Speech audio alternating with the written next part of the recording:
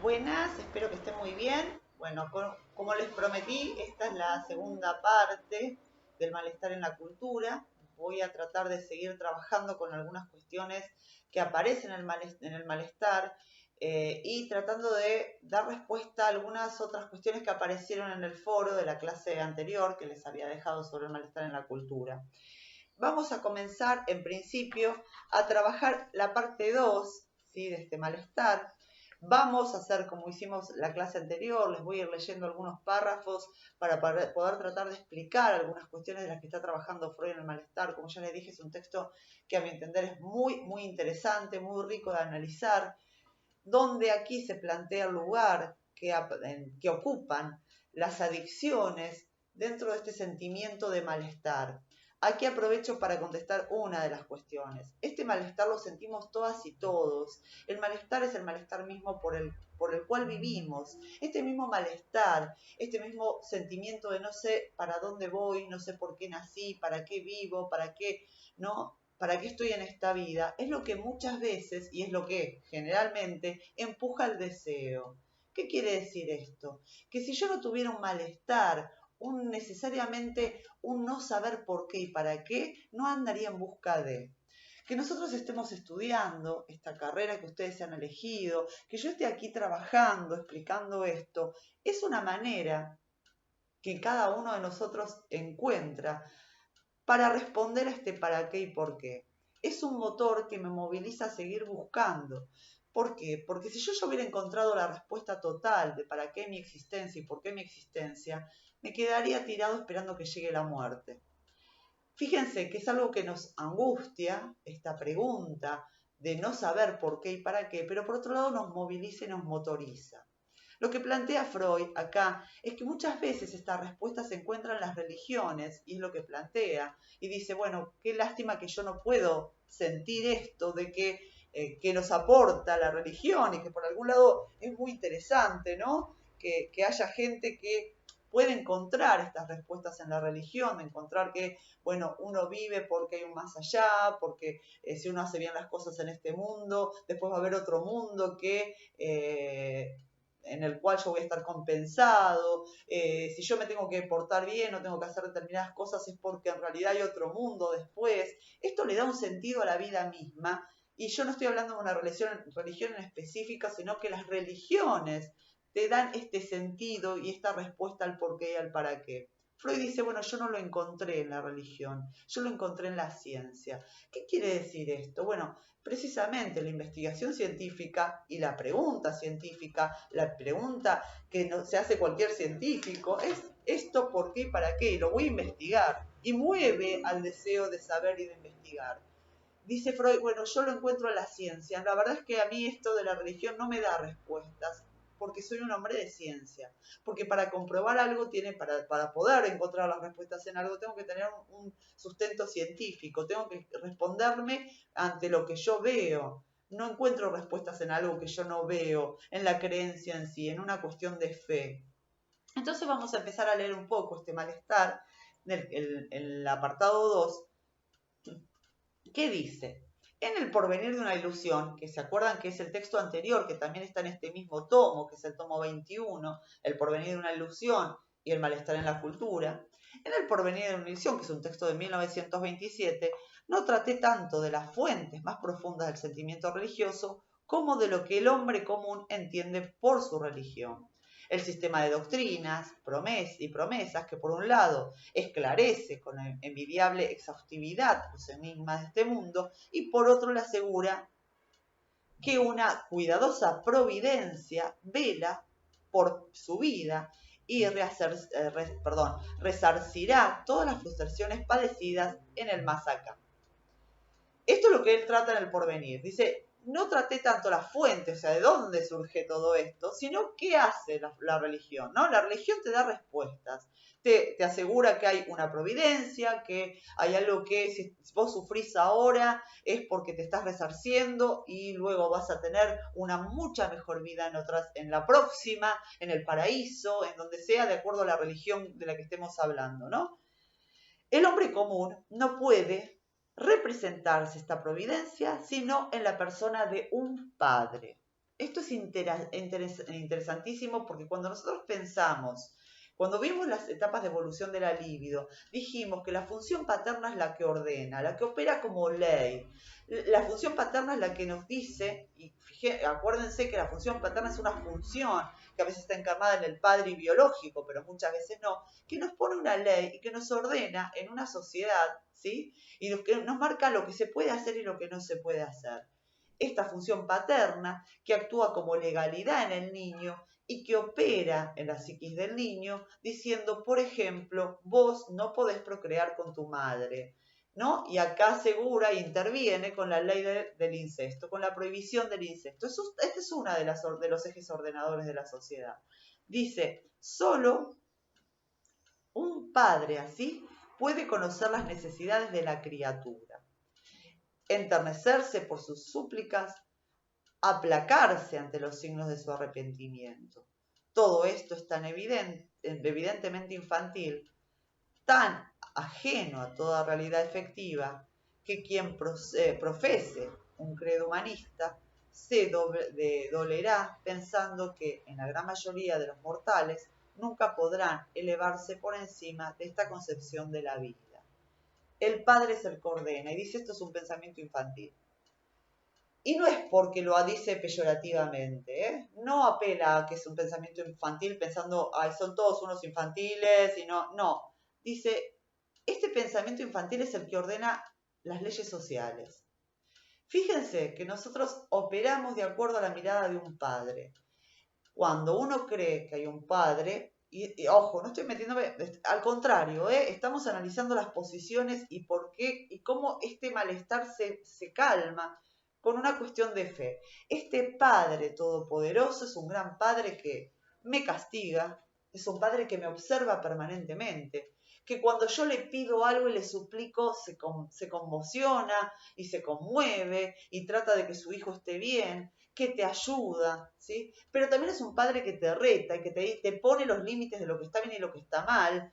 Fíjense que nosotros apelamos, y yo creo que de alguna manera, por más que uno no profese una religión, cuando uno está mal, dice, ay Dios mío, ¿no? Como que hay alguien, un gran padre que te está observando y te está dando algo de fuerza y vos apelás a la súplica de que haya un padre que te ayude. Lo mismo que le pasa a los niños.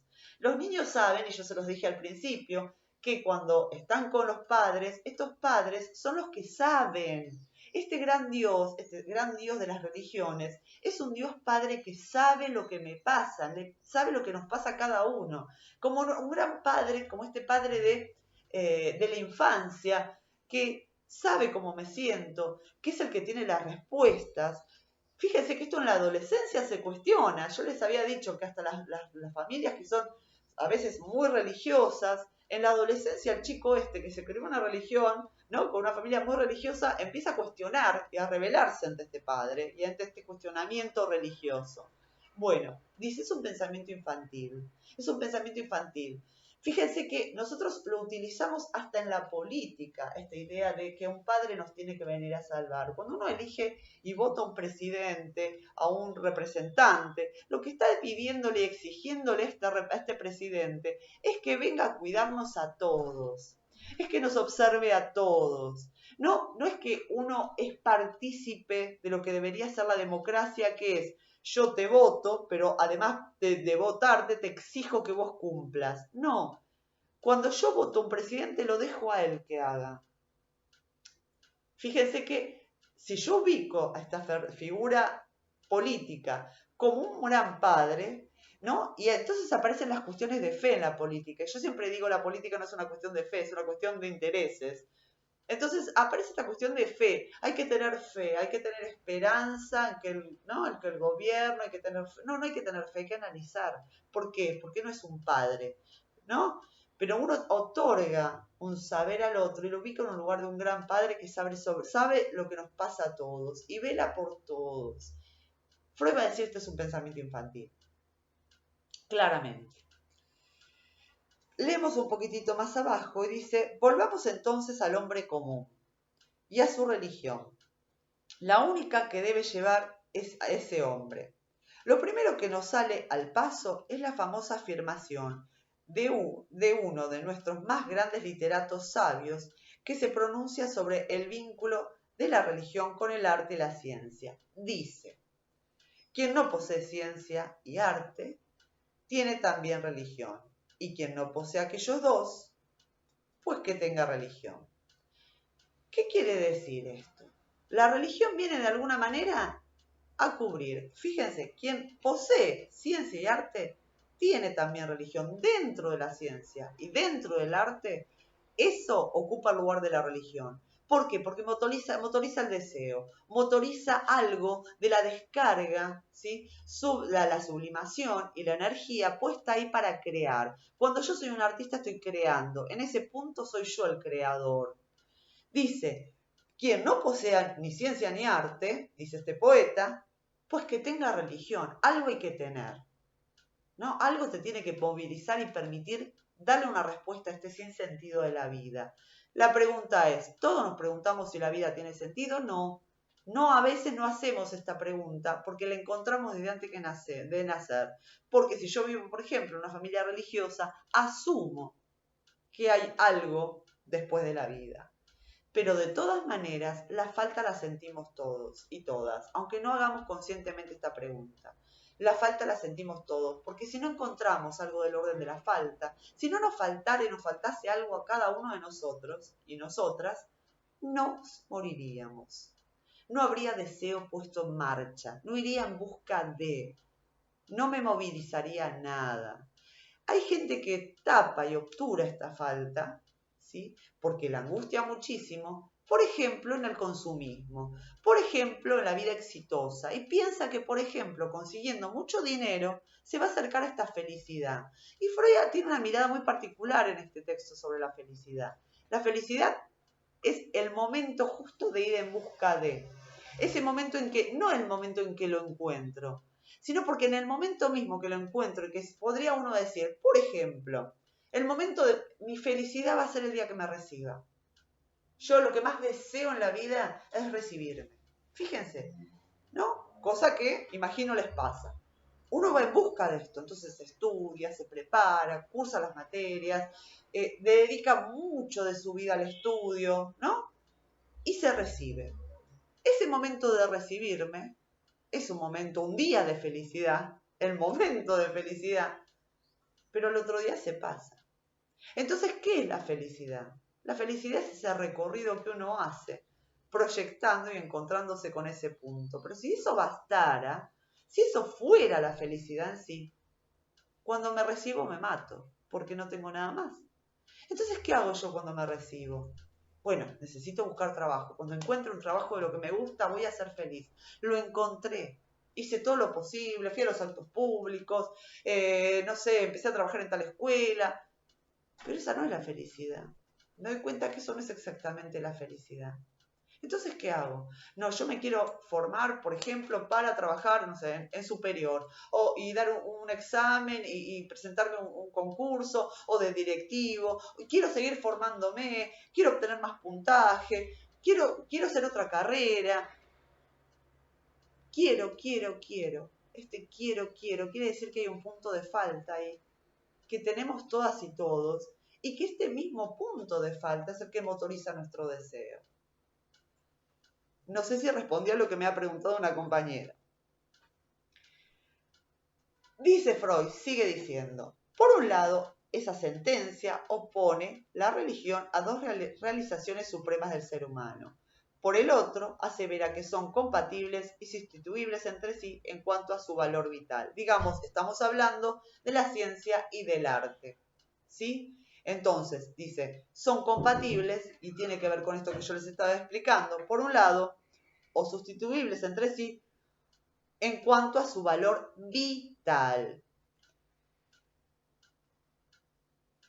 De modo que, si queremos impugnarle al hombre común, que no posee ciencia ni arte, su religión, es evidente que la autoridad del poeta no está de nuestra parte. A ver, no puede cuestionarse una persona que tiene fe y que tiene religión, porque en realidad si no tiene ni ciencia ni arte, lo va a encontrar en la religión, y está perfecto que sea así, porque es lo que lo ayuda a sobrevivir, a darle sentido a algo que no tiene sentido. ¿qué es vivir? Por lo menos no es un sentido que nosotros sepamos. Es una falta pura, es una angustia pura. Es lo incierto, ¿no? No hay ninguna certeza de que nosotros vivimos y hacemos por algo en particular más que nuestro deseo de. Espero que me vayan siguiendo en esta lectura. Para soportarla, digamos, la vida, leo un poquito más arriba, como nos es impuesta, porque la vida nos es impuesta, por eso Freud dice, cuando caemos en la vida, no queda otro que vivirla, ¿no? Estamos acá y tenemos que vivir. Dice, la vida, como nos es impuesta, resulta gravosa. ¿Qué quiere decir que resulta gravosa? Resulta pesada. Vivir es pesado. Vivir no es fácil para nadie. Esto es gravoso. Nos trae hartos dolores, desengaños, tareas insolubles. Para soportarla, dice Freud, no podemos prescindir de calmantes. Fíjense qué interesante lo que está planteando acá. No podemos prescindir de calmantes. Necesitamos algo que le ponga un calmante, esto insoportable de vivir. Eso no anda sin construcciones auxiliares, nos ha dicho Théodore Fontane, que es un poeta también. Y acá nombra cuáles son los calmantes. Fíjense, los hay quizás de 3 clases. Poderosas distracciones que nos hagan valuar un poco nuestra miseria. Satisfacciones sustitutivas que las reduzcan. Y sustancias embriagadoras que nos vuelvan insensibles a ellas. Algo de este tipo es indispensable. A las distracciones, apunta Voltaire, cuando en su Cándido deja resonando el consejo de cultivar cada cual su jardín. Una distracción es también una actividad científica. Entonces, volvemos. Algo de este tipo es indispensable. A las distracciones sería cada uno cultivar su jardín. Es esto de ir en busca de su deseo. A ver, ¿qué estamos haciendo nosotros? Cultivando cada uno nuestro jardín. ¿Sí? Cada uno está buscando y cultivando su jardín.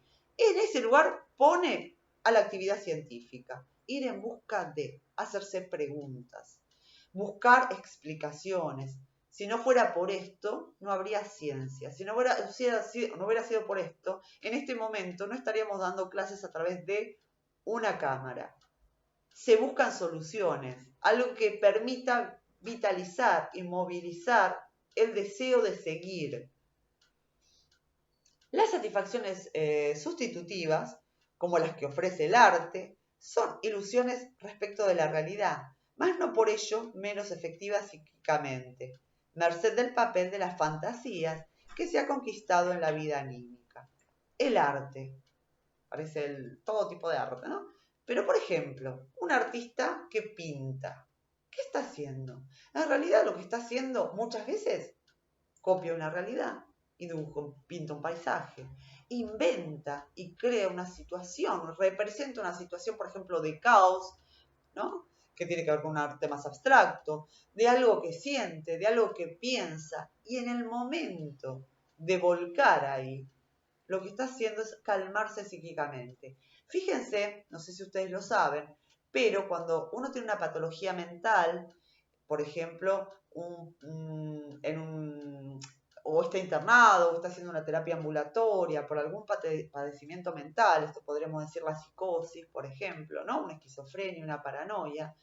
Muchas veces hay un equipo multidisciplinario que trabaja con los pacientes, entre ellos los que hacen terapias ocupacionales, y muchas veces van profesores de arte a trabajar, escriben poesías, dibujan, pintan.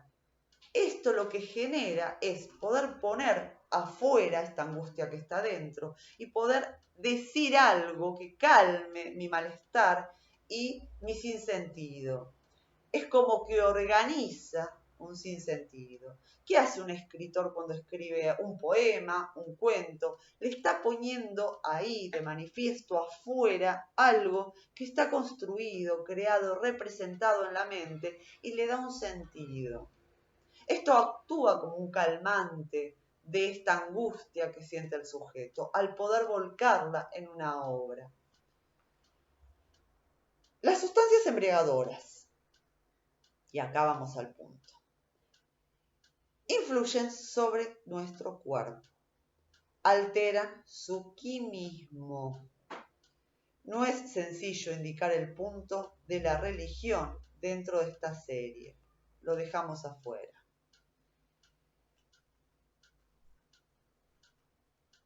Innumerables veces se ha planteado la pregunta por el fin de la vida humana. Todavía no ha hallado una respuesta satisfactoria y quizás ni siquiera la concierne.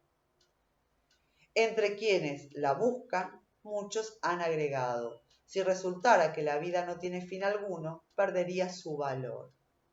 ¿No? Estas son las respuestas que se dan. Si yo estoy viviendo para nada, el vivir mismo pierde valor. Entonces tiene que haber otra cosa.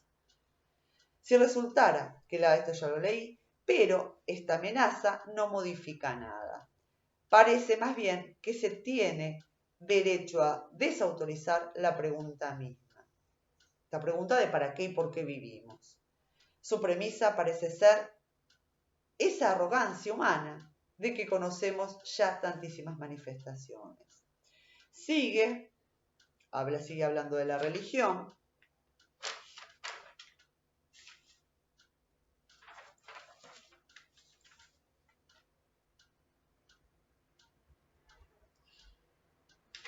Y vamos aquí donde puntualmente habla del tema de las adicciones. Si lo buscan, yo estoy en la página de Amor Ortu, de la página 77. Y dice, a ver. Esperen que busco engancho de dónde retomar.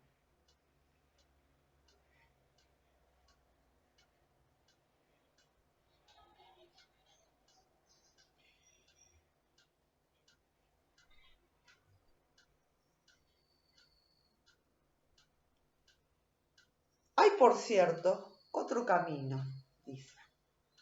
Un camino mejor.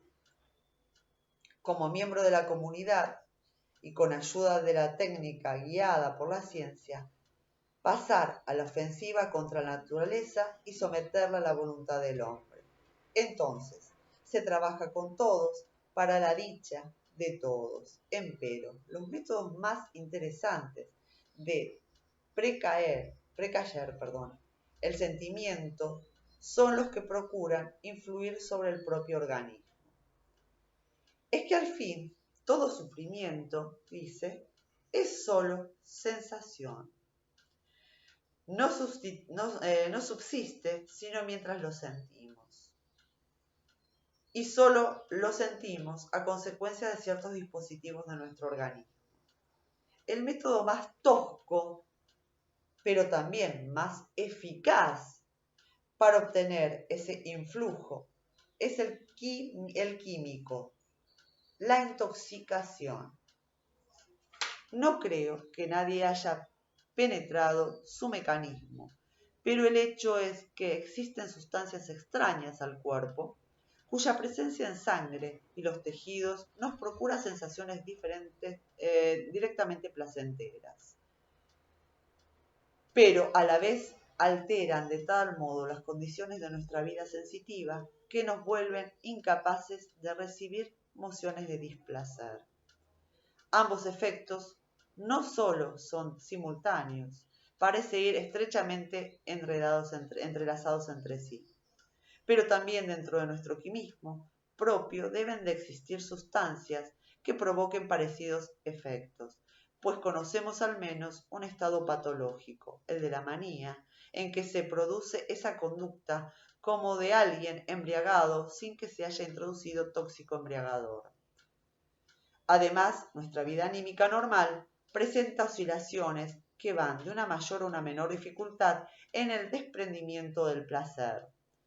para la mente, a las cuales sobreviene una receptividad reducida y aumentada para el displacer.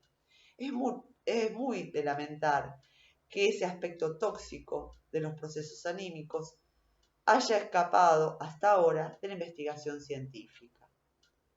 Lo que se consigue mediante sus sustancias embriagadoras en la teoría por la felicidad, en la lucha por la felicidad y por el alejamiento de la miseria, es apreciado como un bien tan grande que individuos y aún pueblos enteros les han asignado una posición fija en su economía libidinal. No solo se les debe la ganancia inmediata de placer, sino que una cuota de independencia, ardientemente anhelada, respecto del mundo exterior. Bien, se sabe que con ayuda de los quitapenas, una palabra que la verdad es que es interesantísima, así le llaman las sustancias embriagadoras, quitapenas. Es posible sustraerse de cualquier momento de la presión de la realidad y refugiarse en un mundo propio, que ofrece mejores condiciones de sensación. Es notorio que esa propiedad de los medios embriagadores determina justamente su carácter peligroso y dañino. En ciertas circunstancias son culpables de la inútil dilapidación de grandes montos de energía que podrían haberse aplicado a mejorar la suerte de los seres humanos. Bien, vamos a explicar esto, que creo, bueno, yo no sé si ustedes lo terminaron de entender, pero vamos a tratar de desatar todo esto, ¿no? Porque en un principio dice que existen sustancias extrañas al cuerpo cuya presencia en sangre y los tejidos nos procuran sensaciones diferentemente placenteras, pero a la vez, de tal modo, las condiciones de nuestra vida sensitiva que nos vuelven incapaces de recibir emociones de displacer. Entonces, cuando yo consumo una sustancia embriagadora, y acá podemos hablar de alcohol, cualquier sustancia química, ¿no? La marihuana, que si bien es una planta, no deja de ser una sustancia embriagadora.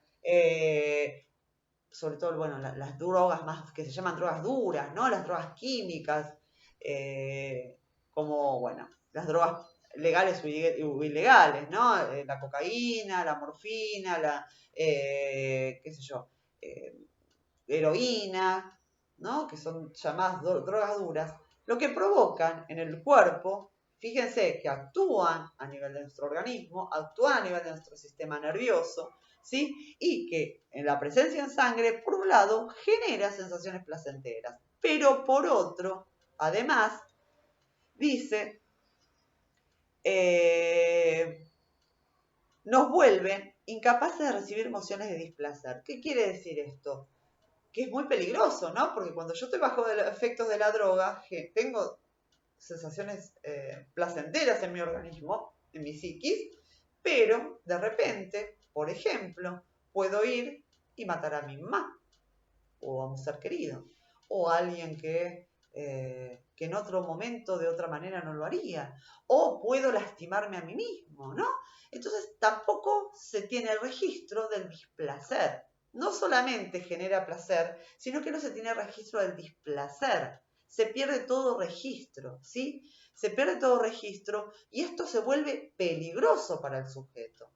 ¿Por qué? Porque se supone que si yo lo que yo no aguanto es precisamente este displacer de vivir, estoy atentando contra algunas cuestiones que en otro momento o bajo otras condiciones jamás las haría. Les pongo un ejemplo del trabajo en el penal, por ejemplo. Yo, valga la redundancia, la mayoría de mis alumnes más jóvenes, los que se llaman adultos menores, están ahí presos por ser adictos y consumir drogas. Han cometido un delito y ahora están ahí. ¿Qué pasa? Cuando uno habla con ellos realmente y no están bajo una sustancia embriagadora, uno puede decir, esta persona, ¿cómo hizo? Yo no pregunto qué hicieron cuando trabajó ahí, ¿no? Pero uno se imagina, o mataron a alguien, o hicieron un robo muy importante, lastimaron a alguien, ¿no? Y uno ve el daño que provocaron, que provoque las secuelas que dejaron estas sustancias en su sistema nervioso, que es eterno. Ustedes saben que el sistema nervioso, una vez que se daña, no se regenera nunca más. Esto lo vimos el año pasado, cuando vimos el tema de la memoria. El daño que ha provocado estas sustancias en su organismo, no solamente en ese momento le generaron un placer, sino que perdieron el registro del displacer, ¿no? Y esto le generó un problema mayor, un daño mayor. El tener que estar ahí, el haber cometido un delito, que en el momento en que se les pasó quizás este efecto de la sustancia, dicen, ¿cómo hice esto? No entiendo cómo llegué a esta situación o a esta circunstancia, ¿no?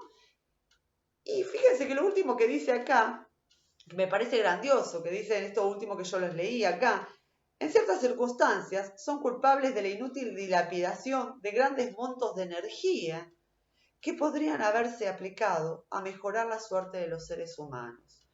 Y esto es algo de la sensación que a uno, por lo menos a mí, en lo subjetivo, en lo personal, me provoca el trabajo en el penal con estos adultos menores. Adultos que tienen la edad de mis hijos más grandes, ¿no? Que tienen entre 18, 19, 20 años. Y uno piensa y los ve, porque cuando uno habla con ellos, que están, ¿no?, realmente dañados por las drogas, por las sustancias, pero que en ese momento no están en ese momento de consumir y puede hablar bien con ellos, uno se pregunta, a ver, este pibe, esta piba, ¿cómo fue que podría estar haciendo cosas grandiosas, ¿no? Para la humanidad, para ellos mismos? Bueno, esto es lo que quiero que empecemos a revisar, porque este quitapenas actúa sobre todo en una población que es la más vulnerable. Acuérdense que venimos viendo los duelos en la adolescencia y acuérdense que vivimos circunstancias y nosotros y nosotras, los adultos, no les damos ni siquiera una señal de sentido a la vida que tienen. Fíjense que vivimos en un lugar, en una sociedad, donde nuestros hijos, nuestros alumnos, nuestros jóvenes, no encuentran el porqué y el para qué de su existencia.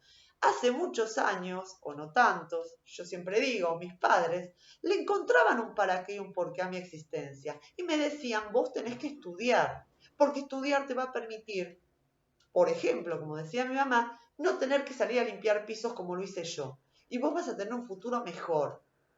Entonces, eso me otorgaba a mí, más allá de la rebeldía, que a los adolescentes obviamente no les gusta estar en la escuela, no les gusta estudiar, un porqué a futuro, una visión a futuro.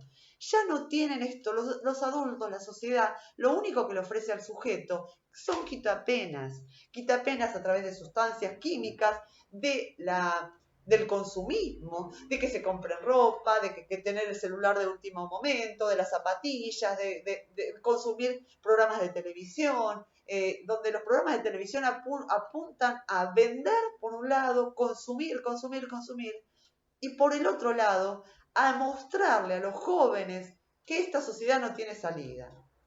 Entonces, fíjense que es la etapa más vulnerable para caer en estos quitapenas, porque es lo único de lo cual se pueden agarrar, ni siquiera de lo religioso, fíjense, tampoco de lo religioso, de la cuestión de fe, que les permite encontrarle un sentido. Los adolescentes no le encuentran sentido a su vida, no encuentran ni siquiera la ciencia ni el arte para poder decir yo salgo en busca de mi deseo. ¿Por qué? Porque el deseo que te ofrece la sociedad contemporánea es la inmediatez, la satisfacción inmediata de las necesidades. Yo quiero esto y lo tengo ya. Ya, todo es ya, todo es ya. No es ir en busca de y todo el proceso que implica. Por ejemplo, qué sé yo, quiero comprarme, no sé, un par nuevo de zapatillas. Bueno, me voy a buscar un laburo, espero ahorrar la plata. No, es la satisfacción inmediata, es ya. Y también en una sociedad tan injusta que una persona, un chico que quiere salir a buscar un laburo, le pagan 2 mangos o no lo encuentra, y eso que la sociedad impone como primordial, que es el consumo, tiene que tardar años en conseguirlo. Y cuando tienen el dinero para conseguirlo ya es otra cosa y no les alcanza. Fíjense, porque la sociedad tiende a culpabilizar al adolescente y el adolescente es víctima de esto, porque por otro lado son los mismos que juzgan a los adolescentes los que les venden el quitapenas y los que hacen un gran negocio con los jóvenes vendiéndoles quitapenas. Fíjense las publicidades de bebidas, de Fernet, de cerveza, ¿no? ¿Qué te venden? Felicidad en el consumo. Olvídate de todo, pasala genial, todo es joda, todo es baile, es bárbaro, ¿no?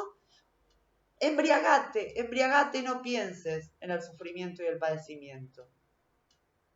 Hay gente que lo toma como un momento, bueno, voy hoy, me pongo en pedo y no pasa nada, pero por lo general, cuando un adolescente está atravesando un duelo, situaciones familiares muy complicadas, contextos sociales muy desfavorables, situaciones de verdad muy complicadas que están atravesando nuestros adolescentes, viene uno y le ofrece eso. Y fíjense que esta gente, y yo voy a utilizar una mala palabra porque no encuentro otra, que estos hijos de puta que les venden a nuestros jóvenes se llenan de plata con su insatisfacción y su falta de futuro, ¿no? Fíjense qué terrible. En realidad nuestros jóvenes están buscando quitapenas y una respuesta a este malestar de vivir que no puede estar puesto, que no lo pueden poner en palabras, que no pueden decir necesito esto, voy en busca de esto, ir a apelar a ir en busca de un deseo. No pueden, porque no hay nadie que les muestre que si vos haces esto, vas a ir en busca de tu deseo y una vez que lo encuentres, no va a ser el único, va a ser la llave que te abra otra puerta a otro deseo. Y esto te va a permitir encontrar respuestas en el recorrido y ser feliz en el recorrido. Lo que te ofrecen estos quitapenas es una felicidad inmediata, pero así como es inmediata, se expande, se fuma, se va, porque cuando pasa el efecto aparece todo, la problemática que haber estado bajo los efectos de los quitapenas te provocaron. Aquí también habla de una patología que es la manía. Y esto quiero aclarar, ¿qué está diciendo acá Freud? A ver, nuestro cuerpo genera una sustancia parecida, el organismo mismo, genera una sustancia parecida a la que se da cuando uno consume algo. Y esto, por ejemplo, lo vemos, por ejemplo, cuando nos asustamos, cuando tenemos miedo porque nos pasó algo, ¿no? Esto genera una adrenalina, en realidad es dopamina, lo que va al sistema nervioso, o por ejemplo, cuando uno va, se pone a bailar, y ¿no? Y es como que no te olvidas de nada, parece que estás embriagado. Bueno, esto es una sustancia que provoca el cuerpo. Hay patologías como la manía, lo que antes se llamaba maníaco depresivo, ahora se llama bipolar, ¿no? Este estado maníaco, en realidad el organismo está generando esta sustancia por sí misma sin que sea consumida de afuera. A eso se refiere. Que se lo nombro porque lo dice acá para explicarlo, pero bueno, en realidad quiero que nos pongamos y pensemos este lugar que ocupan estos quitapenas en este malestar nuestro que sentimos todos y todas de vivir. Bueno, no quiero hacerlo tan largo. Después habla del amor, y esto es algo que también ustedes pusieron en el foro.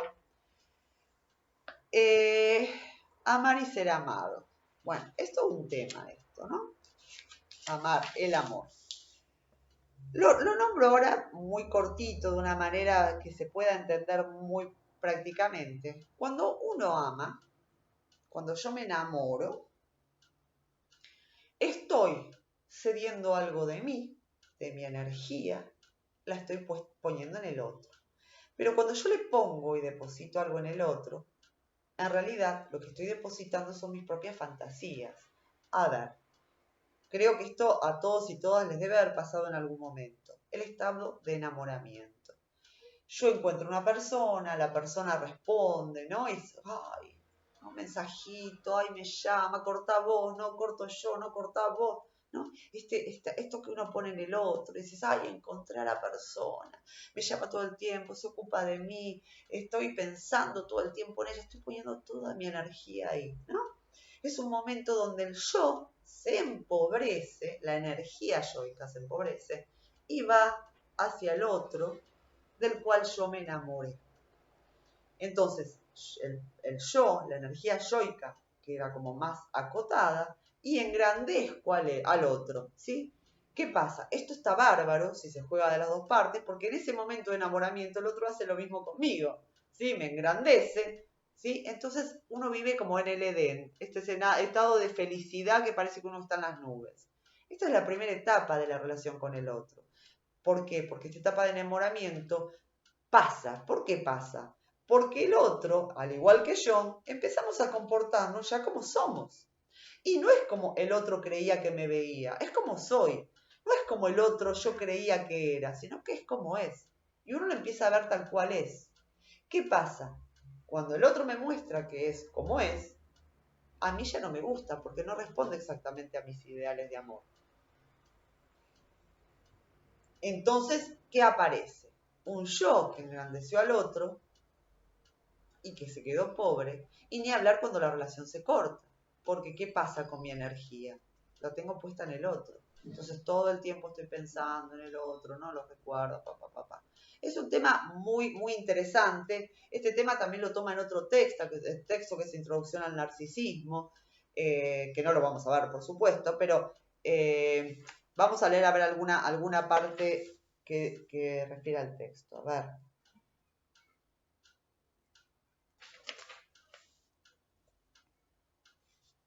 A ver. Me estoy refiriendo, a ver, esperen, más arriba.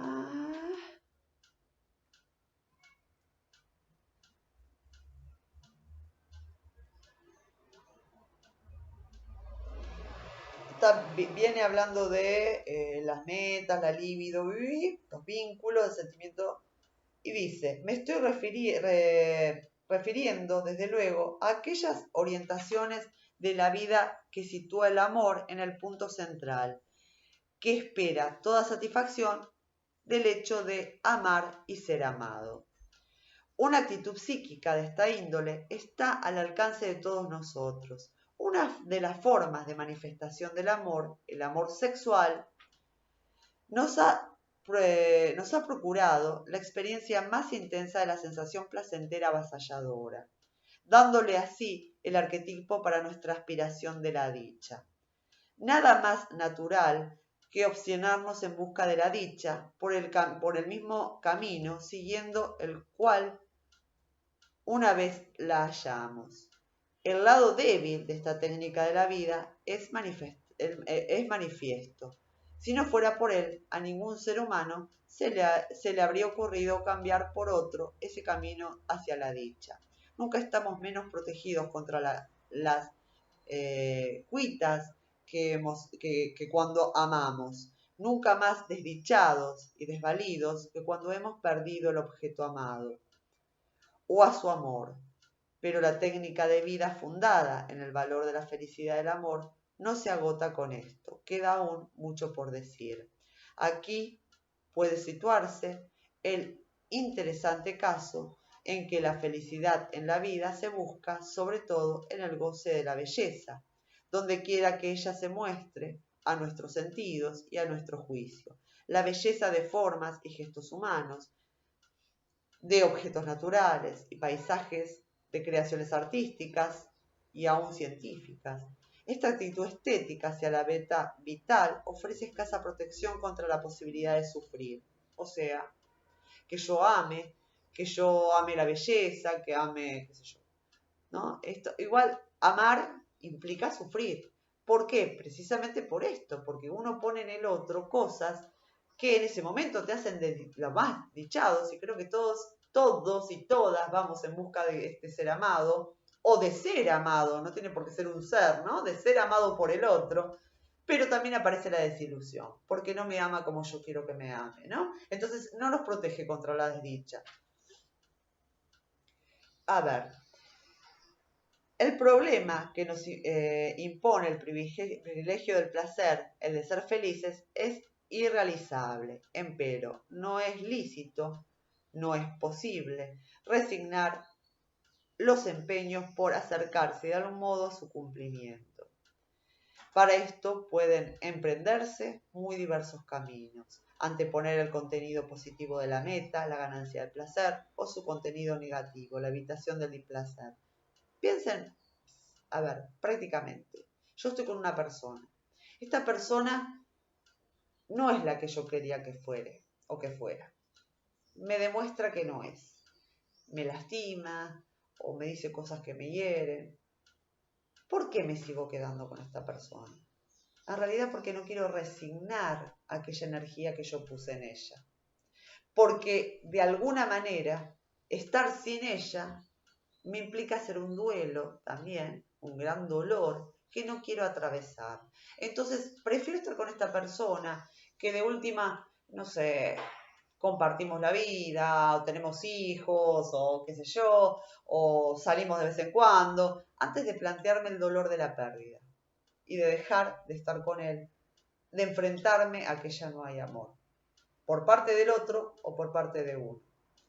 No hay nada más penoso para un sujeto que descubrir que el otro ya no te ama. Estas metas, estos ideales, este camino, esta energía, este deseo que puse en mi relación con el otro, de repente el otro me dice, ¿sabes qué? Ya no te quiero. ¿Qué hago con esto?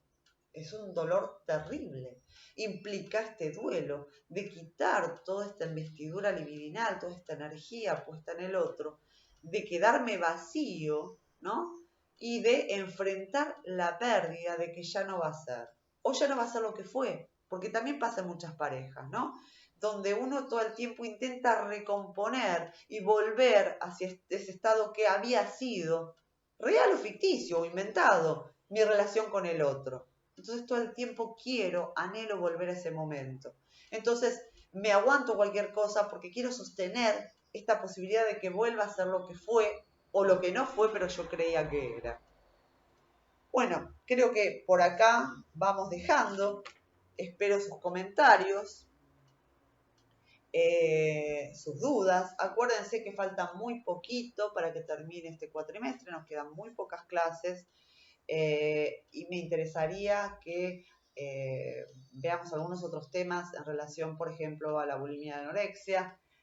Acuérdense que, por ejemplo, si uno se pregunta por qué un sujeto, que esto ahora se ve muchísimo, muchísimo más, antes esto no se veía de esa manera, no es que no se hacía, sino que no se veía tanto, que son, por ejemplo, lo que pasa con los adolescentes y cuando se cortan, cuando se lastiman. ¿Qué significa este corte? ¿Por qué los pibes se cortan y se lastiman? Bueno, en algo de este corte hay un dolor puesto acá. Este dolor, este padecimiento inmediato de un corte, me hace olvidar por algún momento un dolor psíquico más importante. Entonces viene a operar como un quitapenas que en ese momento el cuerpo obviamente genera una sustancia que hace que este dolor y esta energía misma puesta acá y esta energía, esta sustancia que genera mi organismo ante un corte, opere como quitapenas porque hay un dolor mayor y un padecimiento que no quiero enfrentar, que puede ser por muchas cuestiones, por precisamente este duelo que atraviesa el adolescente, pero seguramente va anudado a la relación vincular con los padres, con la familia, las problemáticas, que yo les puedo asegurar que los adolescentes tienen muchísimas, maltratos en la familia, aunque no sean a ellos, abandonos, bueno, múltiples problemáticas. ¿Y qué pasa? Abandono una pareja, ¿no? De estos noviazgos que encima también atraviesan los adolescentes, esto que decíamos, ¿no? Este estado de enamoramiento y darse cuenta de que esto que es, porque los adolescentes tienen mucho esta cuestión de pensar que cuando encuentran un novio, una novia, esta va a ser para toda la vida, ¿no? Esta cuestión romántica que se juega al adolescente donde no hay un tiempo, no hay una medición del tiempo, el amor es ya, ahora y este mismo amor va a ser siempre. Bueno, esto que se les juega a los adolescentes, cuando esto fracasa, digamos, cuando esto llega a la realidad y te termina el vínculo, este padecimiento también se les vuelve insoportable porque además están haciendo otro tipo de duelos. Entonces, hay muchas cuestiones que llevan a un adolescente, por ejemplo, a cortarse. Y esta es una manera de quitapenas. Vamos a ver si en las clases próximas puedo darles algo de bulimia y anorexia también, como patologías de la alimentación, pero que también tienen que ver con estos quitapenas a los que apelan muchas personas, lamentablemente. Es una adicción y es muy difícil. Es muy difícil de tratar, es muy difícil de tratar y afrontar por los familiares y sobre todo para el sujeto que padece esta patología. Bueno, dejo acá. Espero haber aclarado algunos puntos. Les pido que, como les dije, quedan pocas clases, me pregunten, intervengan.